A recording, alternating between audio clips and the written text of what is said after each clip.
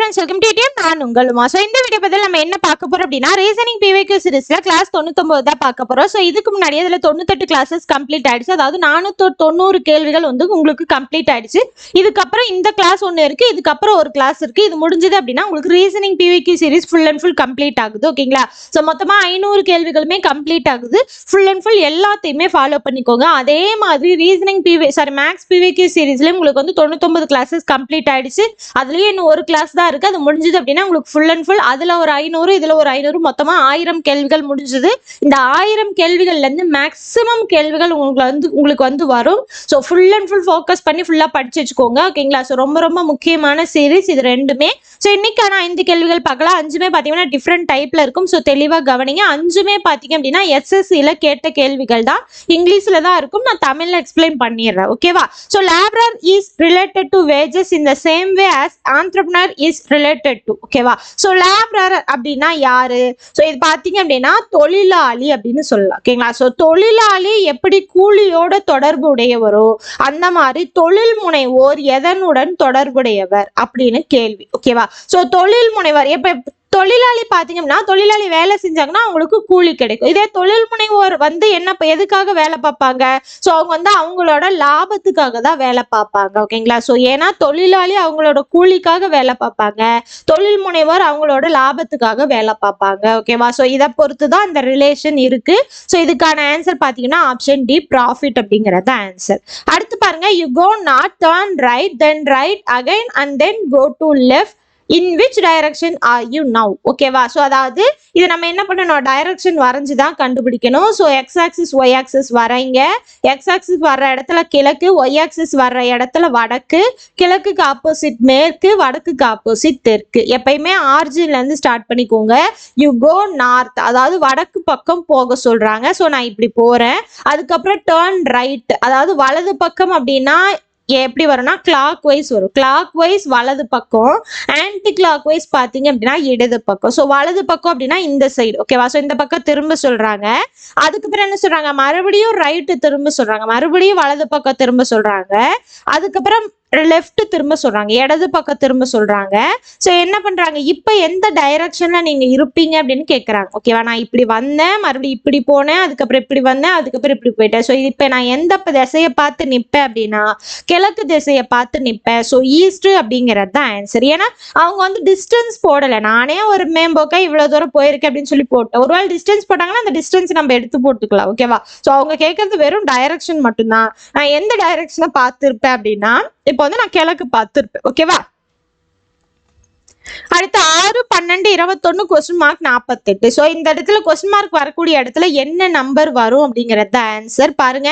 So 6, 12, 21 question mark 48. So 6க்கும் 12க்கும் வித்தியாசம் 6, இது 9, இது நமக்கு தெரியாது, இதுவும் நமக்கு தெரியாது. ஓகேவா? ஸோ இது இடையில எவ்வளோ டிஸ்டன்ஸ் இருக்கு, இது இடையில வித்தியாசம் பார்த்தீங்கன்னா 3. அதே மாதிரி இதுல 3 வந்துச்சு அப்படின்னா இது 12ன்னு வரும்.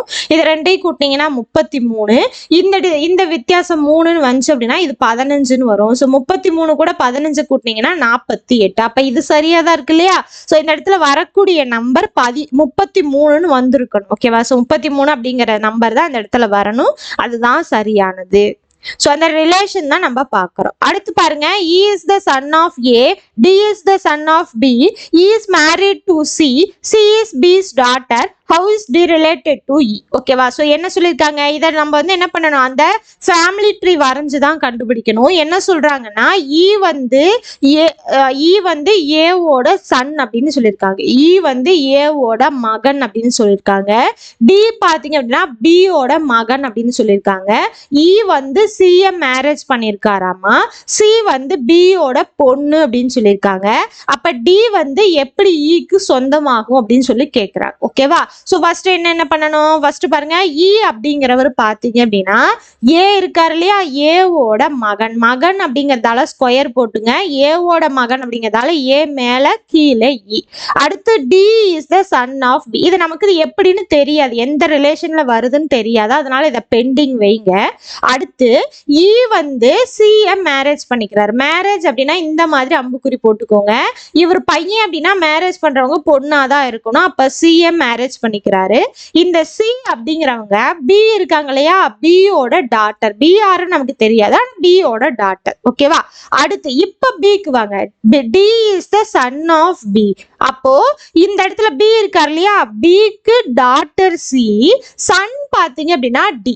ஓகேவா? சன் வந்து டி. அப்ப இந்த சியும் டியும் யாரு? Brother and sister. ஓகேவா? சோ ரெண்டு பேரும் ஒண்ணு அக்கா தம்பியா இருக்கலாம், இல்லைன்னா அண்ணன் தங்கச்சியா இருக்கலாம். ஓகேவா? அது நமக்கு தேவையில்லை. இப்போ கேள்வி, டி வந்து ஈக்கு என்ன சொந்தம் அப்படின்னு சொல்லி கேட்கிறாங்க. ஓகேவா? சோ இப்ப இது என்ன வரும்? பொண்டாட்டியோட அண்ணனோ தம்பியோ. அப்ப என்ன சொல்லுவோம் நம்ம? பிரதர் இன்லா அப்படின்னு சொல்லுவோம். ஓகேவா? சோ பொண்டாட்டியோட அண்ணனோ தம்பியோ அவங்கள நம்ம என்ன சொல்லுவோம்? பிரதர் இன்லா அப்படின்னு நம்ம சொல்லுவோம். இதுக்கான ஆன்சர் பாத்தீங்கன்னா ஆப்ஷன் டி தான் ஆன்சர். ஓகேவா? ஸோ ரொம்ப சிம்பிளா வந்து நம்ம சூஸ் பண்ணிடலாம். பட் டயக்ராம் வந்து வரைஞ்சிக்கிட்டீங்கன்னா உங்களுக்கு கொஞ்சம் ஈஸியா இருக்கும்.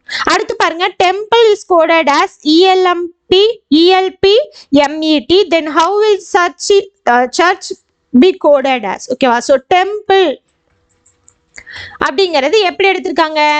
ELPMET, அதாவது இங்க எல் இங்க பி இங்க எம் இங்க இ இங்க டி இங்க. ஸோ ரிவர்ஸா எழுதியிருக்காங்க. ஓகேவா? ஸோ இப்படி இருக்கிறது அப்படியே ரிவர்ஸா எழுதியிருக்காங்க. அப்ப சர்ச் அப்படிங்கிறது எப்படி வரும் பாருங்க, கடைசியில இருந்து எழுதணும். So HCRUHC,